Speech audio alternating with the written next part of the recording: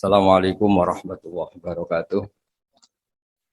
Alhamdulillahirabbil alamin wassalatu wassalamu ala asyrofil mursalin sayyidina Maulana Muhammadin wa ala alihi washabihi ajmain amma ba'du.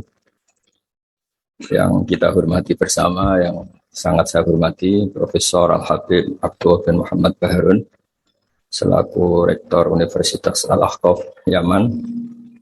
Teman-teman yang di Yaman yang sedang menuntut ilmu yang saya hormati, khusus selaku Suriah PCGNU Mas Agus Asro Halim dan Mas Khosi An-Najah selaku Ketua Tanfidiyah. Teman-teman thalabatul ilmi yang ada di Yaman. Biasanya kalau di Indonesia wasatiyah itu disebut atau diterjemahkan atau dialihbahasakan moderasi Islam. Di kamus bahasa Indonesia moderasi itu ditulis sebagai yang berkecenderungan tengah, berkecenderungan tidak ekstrim, baik dalam perilaku maupun faham. Juga dijelaskan moderasi adalah sikap mau mendengar orang lain. Dan alhamdulillah berkahnya teman-teman di Yaman, saya punya kitab Ushulul Wasatiyah, saya baca khatam, dan itu persis seperti keyakinan-keyakinan kita yang punya sanad muttasil sampai manhaj wali songo. Kita punya sekian kasus dalam sikap manhaji. Dulu perempuan itu tidak boleh belajar karena takutnya kalau belajar itu terus bisa nulis, bisa WA-an, terus takutnya bisa pacaran. Tapi lama-lama itu diketahui kalau terlalu lugu malah jadi korban, jadi objek karena mudah diakali, mudah dibully, mudah difitnah. Begitu juga dulu ketika perempuan jadi polisi itu pertanyaannya itu aktivitas lelaki sehingga perempuan tidak boleh. Tapi setelah mendengar beberapa kasus kriminal misalnya pengedaran narkoba itu banyak yang disembunyikan di alat-alat yang khasnya perempuan. Sehingga semenjak dijelaskan polisi kalau itu narkoba disembunyikan di alat perempuan atau alat kelamin, kalau polisinya semua lelaki kayak apa? Sehingga terus mulai tahu pentingnya polisi perempuan. Begitu juga untuk ngecek kasus-kasus pemerkosaan. Itu kalau yang ngecek lelaki kebetulan tidak soleh, bisa tidak karu-karuan. Kriminalnya semakin banyak. Kedokteran juga gitu dan seterusnya dan seterusnya. Ini barokahnya mau mendengar. Jadi mendengar itu penting, meskipun pendapat itu kita tidak cocok. Tapi kalau mendengar itu penting. Dan awalu hadatin itu ya diperdengarkan. Dulu Rasulullah SAW pertama jadi nabi itu ya memperdengarkan orang. Beliau at-tahaddi bin nubuwah, memaklumatkan diri kalau sekarang beliau itu nabi. Dan barokahnya memperdengarkan itu ada logika nubuwah yang didengar oleh orang-orang kafir. Kemudian sebagian mereka itu Islam. Karena logika yang terbangun sudah ada, mainstream sudah ada. Misalnya kalau problem banyak, resiko banyak, ya Tuhannya harus banyak. Maka pertama Nabi jadi Nabi itu digugat dengan kalimat aja'alal alihata ilaha wahida inna hadzal syai'un ujab. Masa urusan kita banyak, kemudian Tuhannya satu. Kalau urusan kita banyak, Tuhannya harus banyak. Itu logika mainstream saat itu. Sampai Nabi bikin logika tandingan, yaitu kalau kamu jadi buruh dan majikannya banyak, semuanya minta dilayani, semuanya minta diturutin, Anda yang bingung. Kemudian mereka setuju. Nabi memberi satu pemahaman, Tuhan kamu adalah majikan kamu. Rabbukum sayyidukum. Dan itu kalau banyak, kamu akan bingung karena semuanya punya hak merintah, punya hak negur, terutama punya hak memberi sanksi. Itu yang disebut Dorobawo masalah rojulan fihi syuraka umutasyakisuna wa rojulan salamal lirojul. Nah logika-logika permanen ini yang disebut kita nggak boleh ekstrim karena semua cerita dulu Nabi itu sah ya, sah itu meskipun itu nggak pilihan sah, sah mendoakan umatnya kena azab kayak zaman Nabi Nuh, Nabi Soleh. Kalau mereka nggak nerima ajarannya, tapi itu pun setelah mimba jima ja'atumul bayinat atau sebagian ayat disebut hatta ta'tiyahumul bayinat. Jadi sanksi itu setelah kita memberi penjelasan kebenaran itu terang wilo-wilo, sejelas-jelas mungkin. Logika yang nggak bisa ditolak. Itu baru sah kita mengkutuk, baru sah kita menyalahkan. Sehingga semua nabi itu punya kemampuan fatona, kecerdasan yang orang itu nggak bisa ngilang. Dulu misalnya di fikih, orang Medina itu abkhosun nas, orang yang paling buruk dalam timbangan, orang yang sering transaksi tidak cash, tidak nakdan. Misalnya beli mangga masih pentil itu sudah dibayari dengan asumsi jadi mangga tua. Itu sudah perilakunya Ahlul Madinah zaman itu begitu. Terus Nabi datang, Ara'aita in mana Allahu as-samra fabima astahilu ahadukum ala sahibi. Kamu menjual dengan asumsi itu sudah mangga tua. Kemudian mesti harganya mahal. Bagaimana kalau masih pentil sudah kena musibah, kena angin? Lalu kamu mengambil uang itu atas nama apa? Atas nama mangga tua nyatanya yang didapat pentil, atas nama pentil masa iya harganya sebanyak itu. Akhirnya ada kesadaran bahwa muamalah seperti itu tidak sehat, tidak benar. Begitu juga logika-logika tentang ada seseorang pemuda yang mau masuk Islam tapi syaratnya dibolehkan zina. Sampai geger karena itu enggak etis. Ketika geger-geger Nabi tanya, ada apa itu? Ada syabun yadkhulu fil Islam tapi yasta'zinu fi zina. Dia tetap izin bisa zina. Kata Nabi, sudah enggak apa-apa suruh sini. Setelah ketemu Nabi mau mengset ya, membuat logika yang luar biasa. Atau hibbuhu li bintik. Kamu suka kalau punya putri kemudian jadi demenannya orang, jadi dizinain orang. Ya enggak. Kamu suka kalau perilaku itu ada di ibu kamu. Hidung-hidung belang menjadikan ibu kamu objek seks ibu. Itu hidung belang itu ya enggak terima. Atau hibbuhu li bintik, atau hibbuhu li ummik, atau hibbuhu li kholatik, li amatik. Nabi itu ngulang berkali-kali. Sampai muda tadi menyimpulkan betapa buruknya zina. Bagaimana kalau korban itu anak saya, ibu saya, bulik saya, budi saya, dan seterusnya. Semenjak itu kata beliau, kata pemuda tadi sama masuk Islam tanpa persyaratan boleh zina, dan zina itu abbahasya. Sesuatu yang sangat buruk.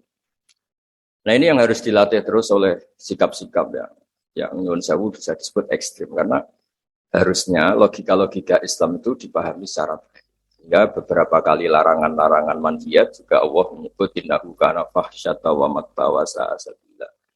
Jadi disebut itu buruk sekali. Misalnya pembunuhan, bagaimana kalau itu anak kamu, korbannya keluarga kamu. Sadis juga gitu, bayangkan kalau itu korbannya anak kamu. Sehingga dari baca ini kitabnya Sayyid Abdul Harun, saya alhamdulillah baca dan saya baca mungkin 2 jam khatam karena memang pola itu pola mainstream. Jadi penting membaca kitab dengan mudah dan gamblang itu penting karena itu artinya ada mindset bersama, ada pikiran bersama yang kita terimanya itu sudah sa'iqal lisyaribin, nyaman. Jadi kalau saya baca kitab itu ukurannya gampang. Kalau saya baca kok nyaman gampang berarti ya sepikiran karena ya memang mindset yang sama. Dan ciri utama kebenaran itu harus dicatat sa'iqal lisyaribin. Jadi kebenaran itu harus mudah dicerna.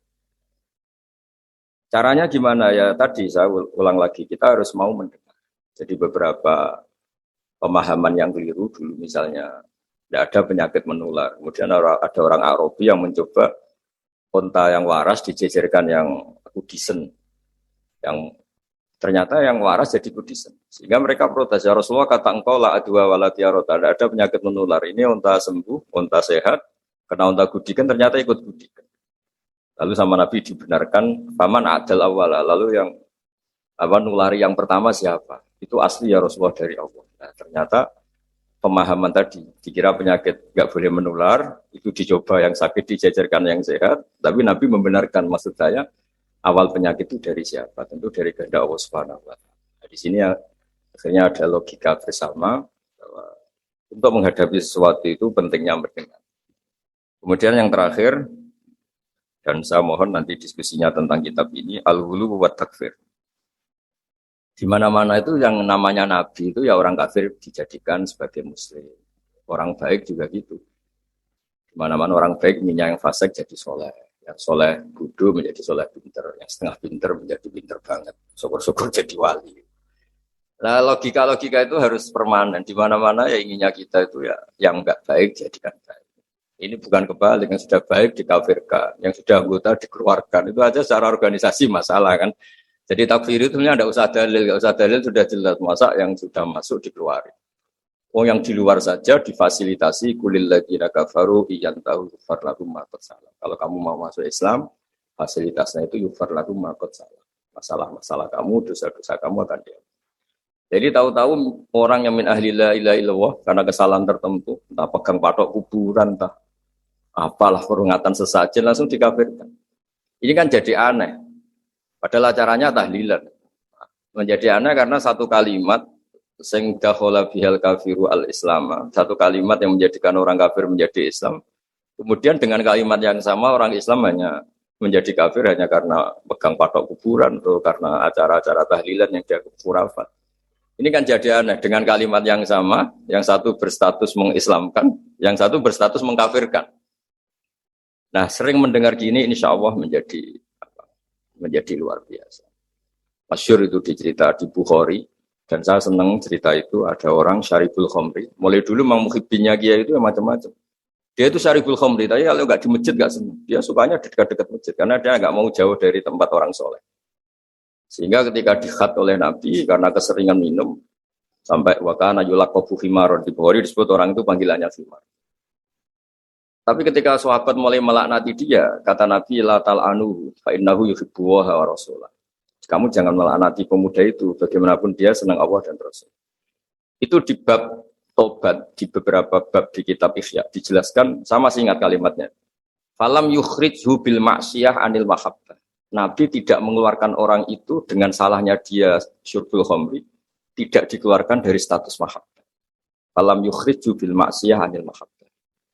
Karena ya maksiat itu desainer hawa nafsu dan itu biasanya zallah. Zallah itu tidak status. Tapi kalau mahabbahnya seorang mukmin pada Rasulullah itu status. Dia tahu Rasulullah itu orang benar, maka dia ingin mahabbah. Ya, karena dia punya nafsu, terus ada zallah. Jadi harus dibedakan mana status, mana zallah. Kita orang Indonesia ya loyal sama Indonesia. Kita KTP Indonesia, kartu anggota keluarga ya Indonesia.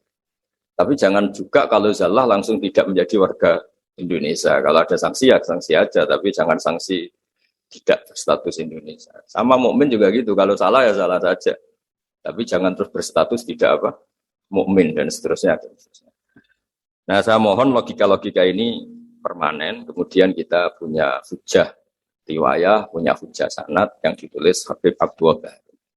Karena barokahnya hujah itu kita bisa menjelaskan kepada umat gampangnya berislam, gampangnya jadi orang baik. Saya berkali-kali cerita jadi orang baik itu gampang. Apalagi kita ini alhamdulillah senang makan, senang tidur, senang guyon. Senang. Ya, kalau kita jadi orang baik itu kan gampang. Artinya gampang gimana? Ketika semalaman kita guyon, anggap saja itu tarkul ma'asi. Ya, barokahnya guyon sama teman-teman, bakas terong bakar, bakas makan-makan. Akhirnya malam itu tidak dugem, tidak maksiat. Barokahnya tidur semalaman, ya barokahnya tarkul ma'asi kuliah. Sudah gitu. Ya, kalau kamu jadi Islam ekstrim kan, santri kok tidur semalaman, kapan belajarnya?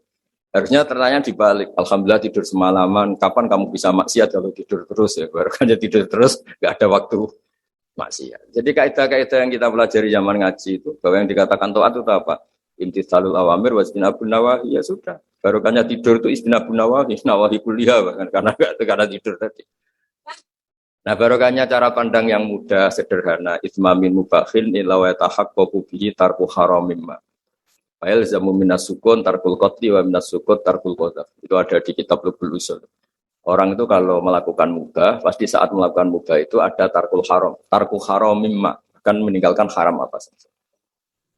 Makanya perilaku kiai-kiai ya gejol-gejolkan, santri ya gejol-gejolkan. Itu bukan nilai gejol-gejolkannya, tapi istildat bil mubahat, nyaman dengan hal-hal yang dibolehkan Allah. Dan konsekuensi dari itu saat itu juga pasti tarkul ma'asi. Nah, berkahnya berpikir seperti ini jadi enak. Nabi juga sering ketemu anak-anak tanya, ya Umar, mafalan duher, kabar burung kamu gimana?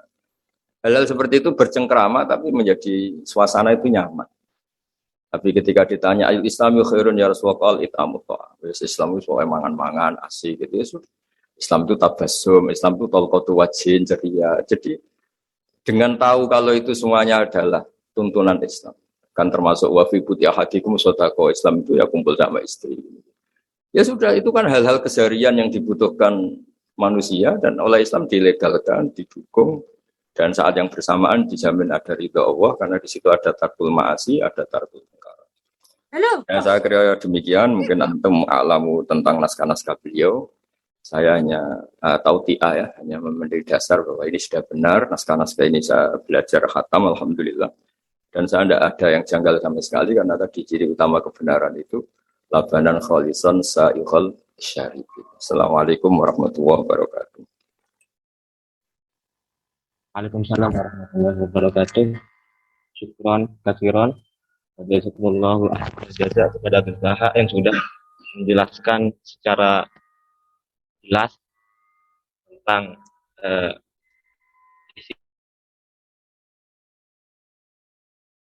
mungkin kita langsung beralih terhadap sesi selanjutnya, yaitu tanya jawab dari peserta webinar, baik pertanyaan itu disampaikan via komentar di YouTube ataupun dari via chat via Zoom.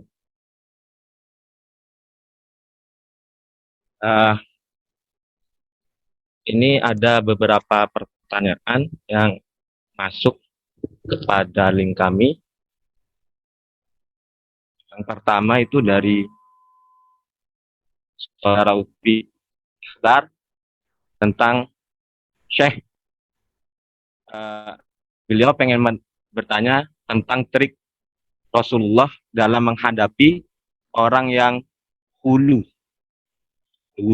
biar hati ini terus adem dan tidak jengkel terhadap orang tersebut. Di pertanyaan tentang masalah Rasulullah menyikapi orang yang terlalu ekstrim atau hulu, bagaimana menyikapinya? Langsung kami serahkan kepada Gus Daha untuk menjelaskan. Bismillahirrahmanirrahim.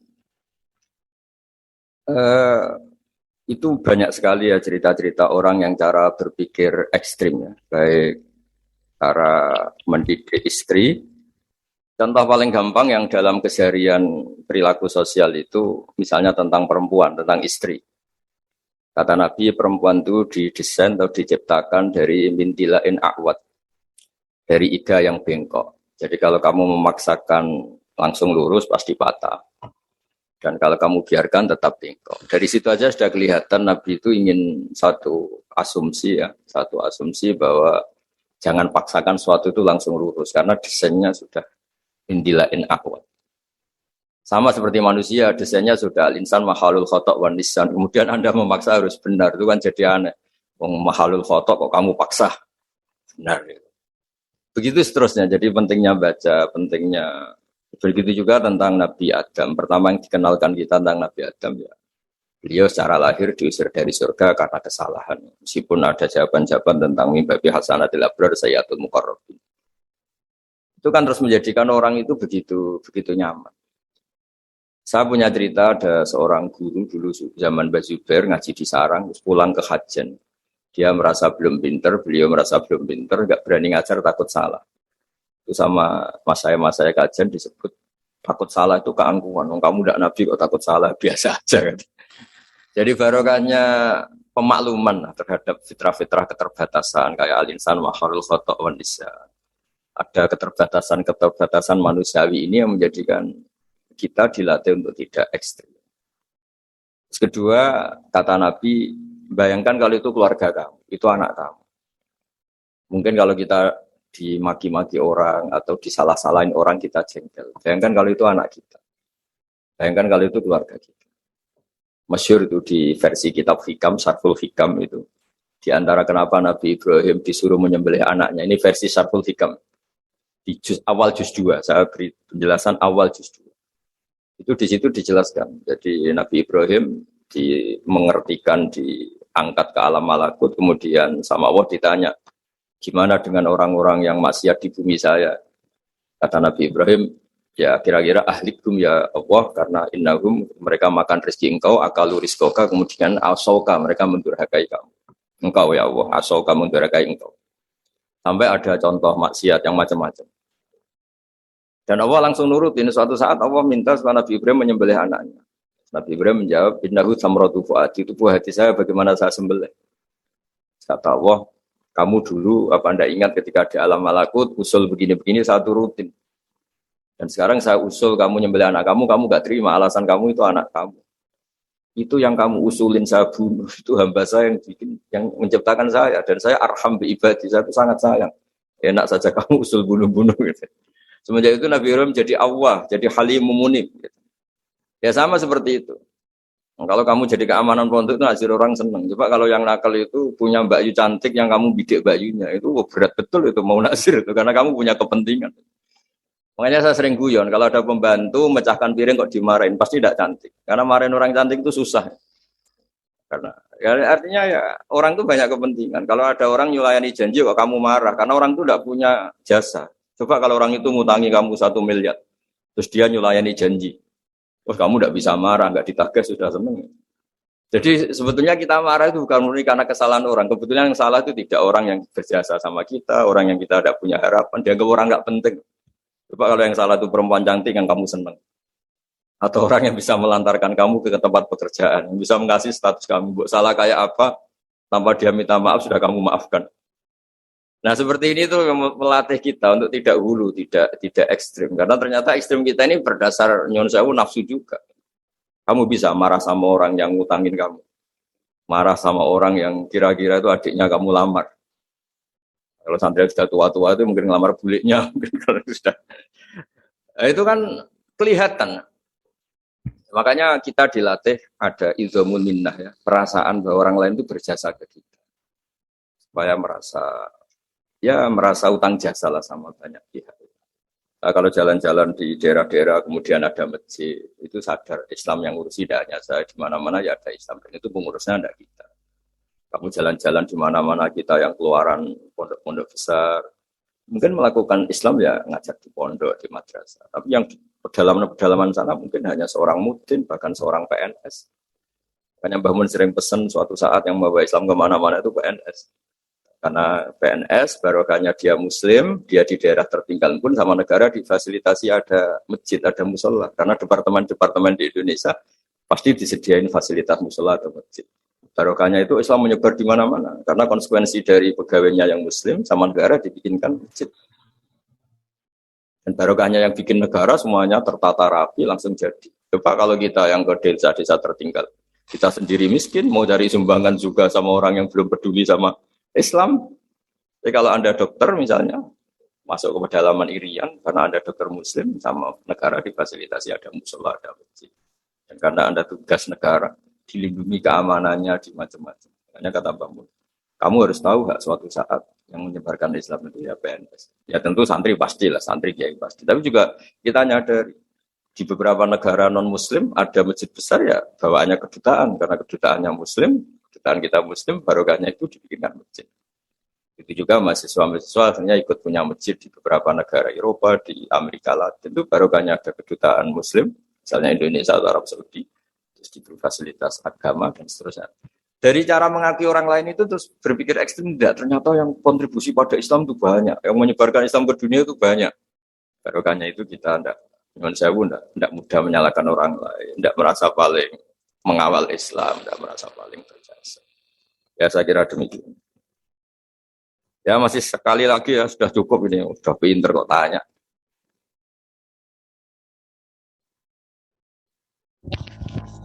Di sini ada pertanyaan terakhir ya dari via YouTube tentang bagaimana konsep wasatiyah dalam membela negara. Bagaimana cara kita atau ajaran wasatiyah dalam hal-hal yang berhubungan dengan membela negara. Kepada beliau. Bismillahirrahmanirrahim. Kalau wasatiyah ya sampai level berbeda negara ya, beda komunitas. Sebetulnya ada membela negara. Membela dalam negara. Ya. Melihat dari negara tersebut. Kalau sampai membela negara dengan arti menjaga wahdatil ummah, ya kita tetap pakai fikih saja. Misalnya kita tetap senang kalau al-mu'min itu siapa, al-muslim itu siapa. Al-muslim itu man salim al-muslimun min lisanihi wa yadihi.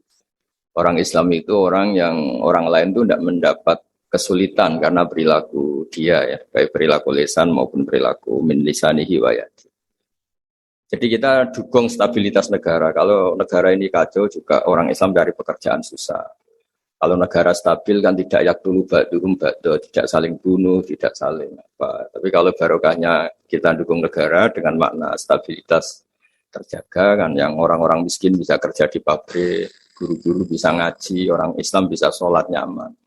Jadi sebetulnya mencari dalil-dalil gitu itu mudah. Dalam keseharian kita pasti komitmen pertama orang di biat Allah atau akhdul mitsaq itu ya latas fikuna dima'akum wa la tukhrijuna anfusakum min diyarikum. Orang tidak ditumpahkan darahnya, tidak diusir atau tercerabut dari komunitasnya. Caranya gimana? Ya negara ini harus stabil. Nah, caranya stabil gimana? Ya kita tidak ngambil sikap-sikap yang kontraproduktif, yang ekstrim. Tapi semua itu tetap demi aturan yang diterapkan Allah dan Rasul. Itu siapa? Al-Muslim, man salimal muslimun, min lisanihi wa yadihi. Atau orang mukmin itu siapa? Mayyak manu jaruhu bawa ikohu. Orang mukmin itu orang yang di sekelilingnya itu merasa tidak akan kenapa-apa. Mukmin juga gitu, man amina, orang yang di sekelilingnya juga yakin nggak akan kena musibah karena dia. Nah, hal seperti itu, dalil-dalil seperti itu memang harus dihafalkan sehingga tertanam di hati. Jadi sebenarnya Islam itu gampang sekali, mudah sekali karena fitratallahi allati fatarana sa'alih.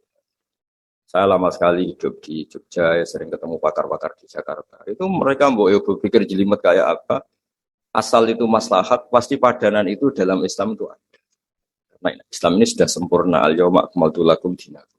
Sehingga ya cara bernegara kita ya gampang saja cara bernegara kita ya. Kita jangan bikin problem untuk negara ini yang ganggu stabilitas. Kalau stabilitas terganggu, potensi yaqtulu ba'duhum ba'da, potensi saling keos, saling bunuh, terus orang juga cari pekerjaan susah, cara hidup sosial jadi kacau. Nah, saya ingin hal-hal seperti ini tertanam sehingga kita bernegara itu ya tetap diilhami atau dipandu oleh hukum-hukum Allah Subhanahu wa taala. Sebut apa mangkana maitan fa ahyaynahu wa ja'alna lahu nuran yamshi bihi finnas. Jadi Allah tidak menghentikan fil madaris wa fil masajid, tapi menghentikan yamshi bihi finnas, nuran yamshi bihi finnas. Kita ketemu siapa saja itu dipandu nur. Misalnya saya ketemu orang bodoh, wajib aliyah ta'limu wa irsyadu. Saya harus mengajarkan dia. Ketemu orang fasik, dulu semua nabi kalau ketemu orang fasik inginnya ya membina dia. Kalau enggak ya da'alah didoakan. So Allah mahdi qaumi fa innahum la ya'lamun. Ketemu orang yang nyon saya mudabdabin, enggak jelas senang kita atau enggak, ya enggak perlu diteliti dia senang apa enggak. Kata Nabi, saya diperintahkan Allah tidak untuk angkuba quluban nas, tidak untuk meneliti hati manusia. Sehingga dengan cara seperti itu Anda bernegara di Indonesia atau sedang jadi tamu di negara lain karena kita belajar hukum-hukum yang kamu pahami itu tetap memandu Anda. Disebut nurai yamsi bihi finnas. Selalu membawa nur yang kita bawa kemana-mana saat kita ketemu komunitas yang macam-macam, pengalaman yang macam-macam. Makanya saya semohon-mohonnya tradisikan menghafal. Itu sanad kita. Guru-guru kita di sarang, di mana-mana, keluarga saya sendiri. Nomor satu itu hafalan. Karena barokahnya hafalan itu misalnya kita mau menyakiti orang lain atau bikin sesuatu yang jadi bumerang ya bagi bangsa ini, langsung ingat al-muslim man salimal muslimun min lisanihi wa yadihi. Jadi intinya terbiasa berpikir supaya kita jadi orang Islam yang